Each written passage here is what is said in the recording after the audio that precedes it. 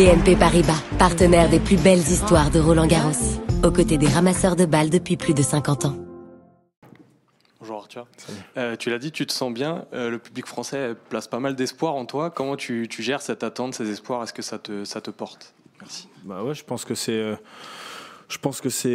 pas mal quand on a de l'espoir par rapport à quelqu'un. Ça veut dire que la personne peut réaliser des grandes choses. Après, on va voir. J'espère qu'ils seront nombreux au premier tour. Enfin, c'est sûr. Voilà, j'espère qu'il y aura une bonne ambiance et puis après, on va voir au fur et à mesure du tournoi. Bonjour Arthur, désolé de faire vivre un peu des mauvais souvenirs. L'année dernière, tu as perdu au premier tour contre Arnaldi, au premier tour aux Jeux Olympiques contre Arnaldi. Est-ce que ces défaites t'ont fait grandir, t'ont fait progresser? Est-ce que tu te sens différent par rapport à l'année dernière? Ouais, le classement n'est plus le même. La période non plus n'est plus la même. C'est sûr que je joue mieux que l'année dernière, j'ai plus d'expérience que l'année dernière. Et c'est des défaites qui ont fait mal, mais qui ont servi. Après, ça garantit pas que je peux perdre lors des premiers tours de n'importe quel tournoi, tu vois, mais juste, j'ai un peu plus d'expérience et je sais un peu plus comment gérer ces moments-là. Ouais. Bonjour Arthur, je suis un peu dans le même thème, mais en fait, par rapport à tes deux premières expériences ici, tableau final, je veux dire, est-ce qu'il y a des choses que tu as gérées différemment dans l'approche du tournoi, basé sur le fait que je sais pas, des choses que tu as peut-être mal gérées par le passé, que tu t'es dit, bon, ça, je vais le faire différemment, je ne vais pas tomber dans tel piège. Enfin, tu vois, est-ce qu'il y a des trucs qui ont changé que tu vas gérer différemment? Peut-être, je m'entraîne mieux sûrement. Ouais, c'est déjà pas mal. Je perds beaucoup moins d'énergie à l'entraînement vu que je m'entraîne bien. Je suis pas trop nerveux. Enfin, tout va bien quoi. Donc ça, je pense que ça joue beaucoup. Et puis quoi d'autre? J'essaie de pas trop perdre d'énergie parce que quand on est à Paris, on est souvent sollicité. Après voilà, chez mon équipe, Philippe, mon agent qui gère plutôt très très bien les demandes. On a réussi à faire ça plutôt pas mal. On n'a pas passé trop de temps avec les médias, donc non, désolé. non, mais non, mais du coup, j'ai pas perdu beaucoup d'énergie. Désolé.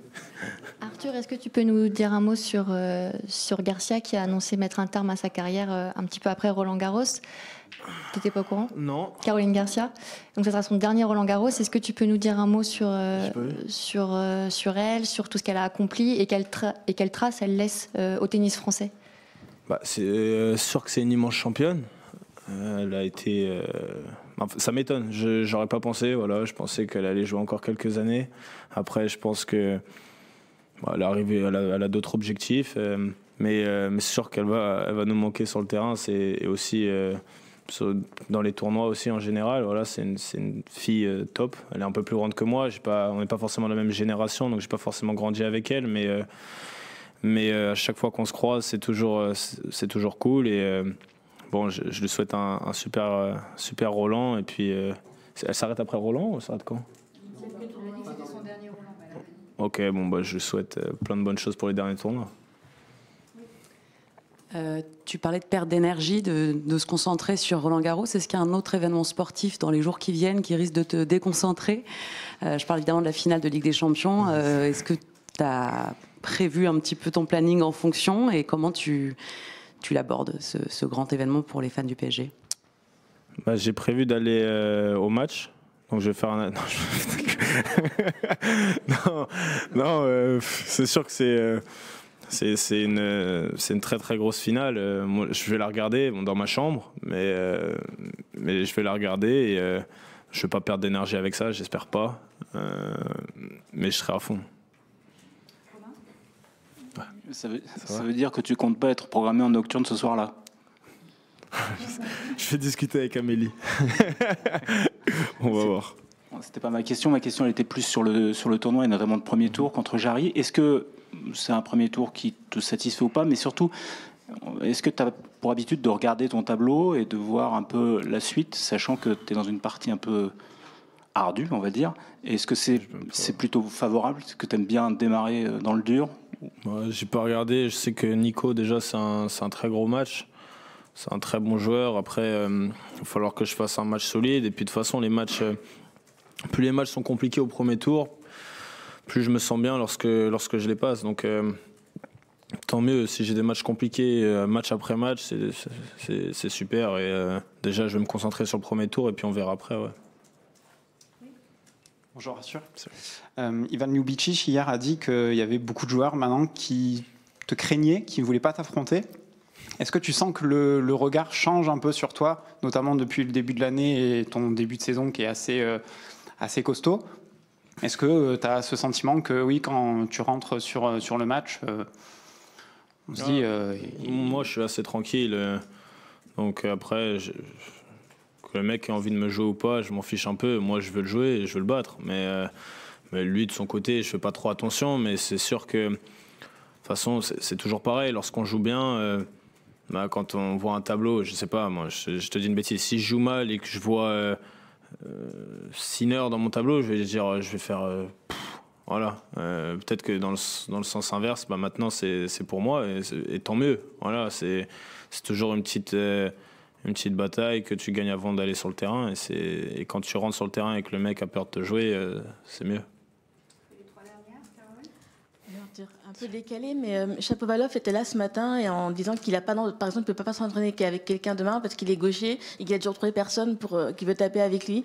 Draper a dit aussi que voilà, il y a un peu une parano contre les gauchers, qu'il galère aussi parfois et que c'est plus compliqué pour Denis avec les nouvelles générations, par exemple. Il dit que quand il est arrivé sur le circuit, les joueurs ils s'en foutaient un peu.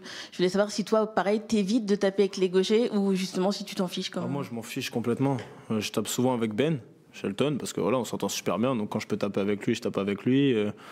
Non, je m'en fiche. Et puis même, au contraire, c'est toujours bien de jouer avec des gauchers. Ça change rien. Je joue beaucoup avec Hugo. Enfin, quand on peut, quand on a l'occasion, on joue ensemble. Avec Mana aussi. Enfin, j'ai vraiment pas de souci avec les gauchers. Je sais pas. J'ai vu des articles comme quoi c'est dur d'être gaucher sur le circuit. Même s'il me propose de s'en... Ouais, il m'appelle, il n'y a pas de souci, on s'entraîne. Moi j'avais une question sur le cours sur lequel tu vas jouer. Je voulais savoir si tu avais fait une demande particulière, parce qu'on sait qu'entre le Châtrier qui est très très grand et des cours qui sont parfois plus petits mais beaucoup plus chauds, est-ce que est-ce que tu y as pensé? Est-ce que ça joue comment tu te projettes sur le premier tour?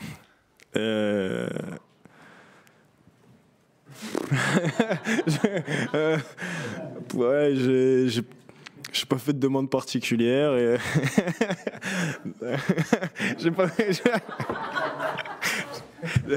je sais pas quoi dire. Ouais, je vais jouer sur le 5 là-bas au fond. Non, je pense que je serai sur un des deux grands terrains de toute façon, donc en termes de recul ou de sensation, je pense que c'est les mêmes. Après, j'ai jamais joué en match sur le Châtrier ni sur le Suzanne. On va voir, c'est pas moi qui décide ça, donc on va voir où est-ce que je joue, à quelle heure et quand. Et puis voilà, de rigoler.